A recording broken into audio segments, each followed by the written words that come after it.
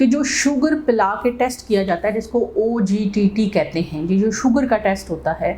یہ حمل میں کن کن مریضوں کو کرانا چاہیے؟ جو پلیسنٹا ہوتا ہے اس میں سے بہت سارے ہارمون جس میں کہ ہیومن پلیسنٹل لیکٹوجنز ہوتے ہیں، یہ انسولین کی ریزسٹنس مزید بڑھا دیتے ہیں، یعنی کہ آپ کی باڈی کو زیادہ سے زیادہ انسولین کی ضرورت ہوتی ہے جو کہ آپ کی باڈی نہیں پیدا کر پاتی اور اس لیے آپ کی شوگر جو ہے وہ زیادہ رہنے لگ جاتی ہے۔ اگر آپ کو پچھلے حمل میں جسٹیشنل شوگر، بیبی شوگر تھی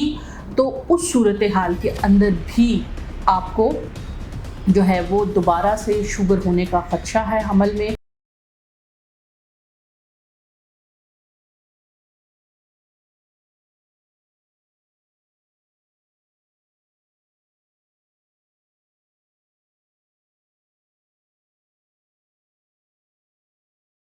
جی السلام علیکم، میں ہوں ڈاکٹر نائلہ، کنسلٹنٹ گائنیکالوجسٹ اور IVF اسپیشلسٹ۔ گائنی سلیوشن کے فورم سے آپ کی انفارمیشن، ایجوکیشن اور اویئرنیس کے لیے وقتاً فوقتاً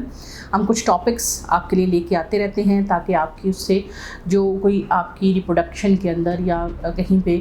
گائنی کے جو پرابلمز ہیں اس میں اگر کوئی آپ کے پرابلمز چل رہے ہیں تو اس میں آپ کی رہنمائی ہو جائے۔ آج ہم بات کریں گے کہ جو شوگر پلا کے ٹیسٹ کیا جاتا ہے جس کو OGTT کہتے ہیں، یہ جو شوگر کا ٹیسٹ ہوتا ہے یہ حمل میں کن کن مریضوں کو کرانا چاہیے؟ یہ بہت ہی اہم سوال ہے۔ شوگر بچے کو اور ماں کو دونوں کو بہت بری طرح متاثر کرتی ہے۔ پہلے بھی ویڈیو ہے وہ بنائی ہوئی ہے اس کے اوپر کہ شوگر اگر ماں کو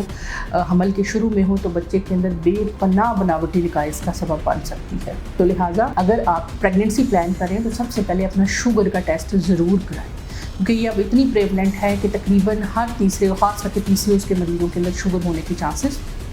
بہت زیادہ ہیں۔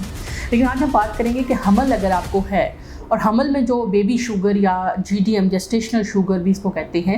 یا حمل کی شوگر کہتے ہیں، یہ ہو جاتی ہے۔ یہ بیسیکلی ہوتی اس وجہ سے ہے کہ باڈی کے اندر جو انسولین کی ریزسٹنس ہے وہ زیادہ ہو جاتی ہے، انسولین کی زیادہ مقدار چاہیے ہوتی ہے۔ جو پلیسنٹا ہوتا ہے اس میں سے بہت سارے ہارمون جس میں کہ ہیومن پلیسنٹل لیکٹوجنز ہوتے ہیں، یہ انسولین کی ریزسٹنس مزید بڑھا دیتے ہیں، یعنی کہ آپ کی باڈی کو زیادہ سے زیادہ انسولین کی ضرورت ہوتی ہے جو کہ آپ کی باڈی نہیں پیدا کر پاتی اور اس لیے آپ کی شوگر جو ہے وہ زیادہ رہنے لگ جاتی ہے۔ تو وہ کون سے مریض ہیں جن کا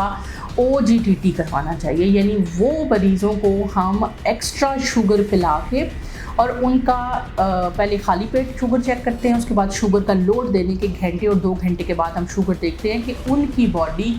جو ہے وہ شوگر کو کس طرح سے ایڈجسٹ کر پا رہی ہے، کہیں بہت زیادہ شوگر ان کا شوٹ تو نہیں کر رہا یا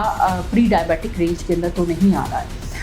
تو وہ کون سے مریض ہیں؟ نمبر 1 وہ مریض جن کا اگر خدا نخواستہ بچہ پیٹ میں فوت ہو گیا ہوا تھا اور اس کی کوئی وجہ سمجھ نہیں آئی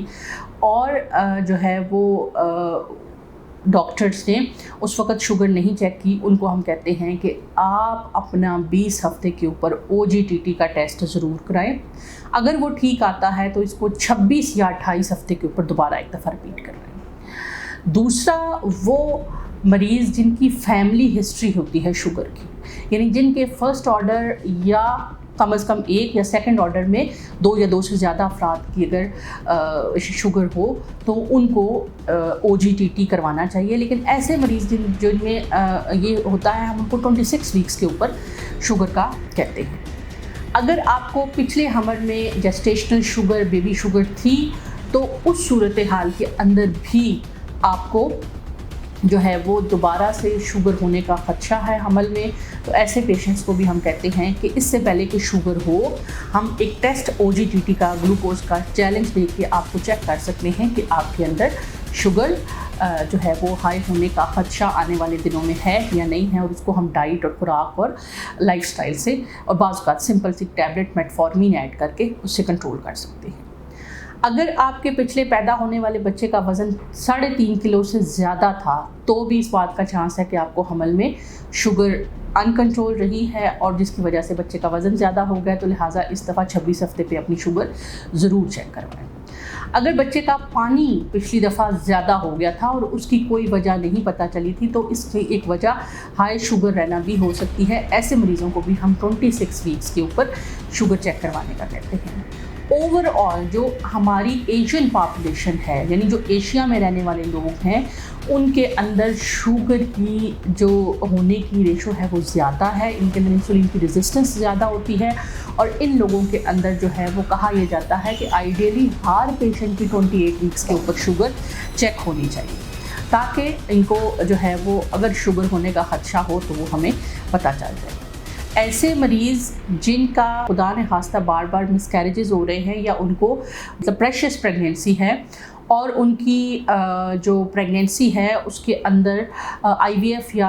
آئی یو آئی سے وہ پریگنینسی ہوئی ہے، کافی لمبی دیر کے بعد پریگنینسی ہوئی ہے، یا ان کو پولیسسٹک اووریز کا مسئلہ ہے، ایسے پیشنٹس کی بھی میں ریکمینڈ کرتی ہوں کہ 16 اور پھر 26 ہفتے کے اوپر ایک دفعہ او جی ٹی ٹی کا ٹیسٹ ضرور کروانا چاہیے۔ بیڈ آبسٹیٹیکل ہسٹری یعنی جن کے بچے پیدا ہونے کے بعد سانس کے مسئلے کی وجہ سے فوت ہو جاتے ہیں، ان کے اندر بھی شوگر ہونے کا خدشہ بہت زیادہ ہوتا ہے، تو لہٰذا ان کو بھی شوگر کو بار بار چیک کروانا، اور اسپیشلی او جی ٹی ٹی یعنی گلوکوز کا آپ کو لوڈ دینے کے بعد جو ہے وہ شوگر کو چیک کرنا جو ہوتا ہے وہ بہت زیادہ ضروری ہوتا ہے۔ اسی طرح سے اگر آپ کی باڈی ویٹ زیادہ ہے، آپ کا جو آپ نے کنسیو کیا تو آپ کا نارمل باڈی رینج سے آپ کا بی ایم آئی زیادہ ہے، تو ہم ان کو بھی کہتے ہیں کہ اپنا ضرور او جی ٹی ٹی ضرور کروائیں۔ یہ ساری وہ علامات ہیں جس سے کہ ہم آپ کو بتا سکتے ہیں کہ کیا آپ کا شوگر ٹیسٹ ہونا چاہیے یا نہیں ہونا چاہیے۔ اس کو اگر آپ کسی بھی کیٹیگری میں فال کر رہے ہیں تو ایک دفعہ شوگر کا چیلنج لینے کے بعد اپنا شوگر چیک کروائیں، تاکہ آپ کو پتہ لگ سکے کہ آپ کی جو شوگر ہے وہ کہیں ہائی تو نہیں رہ رہی ہے۔ بچے کے اندر شوگر بہت نقصان دہ ہوتی ہے، ہم اپنے ڈے ٹو ڈے پریکٹس کے اندر دیکھتے ہیں 9 مہینے کے بچے پیدا ہونے کے بعد سانس کے مسئلوں کا شکار ہونا شروع ہو جاتے ہیں، ہارٹ کی اب نارمیلٹیز بننے لگ جاتی ہیں، اسکیلیٹل اب نارمیلٹیز ہونے لگ جاتی ہیں، اور وجہ شوگر ہوتی ہے۔ تو لہٰذا حمل کے اندر شوگر کو بہت اچھا کنٹرول کرنا ضروری ہے۔ کنٹرول کب ہوگی؟ جب پتہ چل جائے گا کہ آپ کے اندر رسک فیکٹر ہے شوگر کا، کیونکہ ہمارے یہاں پیشنٹ ڈینائل میں بہت زیادہ رہتے ہیں۔ جب ہم شوگر کا نام لیتے ہیں تو وہ کہتے ہیں نہیں مجھے تو پیشاب زیادہ نہیں آتا، اور جب ہم ایچ پی اے ون سی چیک کرتے ہیں تو وہ اکثر 5.5 سے زیادہ آ رہا ہوتا ہے، یا ایون بعض کا 6 تک جا رہا ہوتا ہے۔ تو اس صورتحال کے اندر جو ہے وہ اپنی شوگر کو ضرور نظر رکھیں اس کے اوپر۔ ملتے ہیں انشاءاللہ نیکسٹ کسی ویڈیو میں، تب تک کے لیے اللہ حافظ۔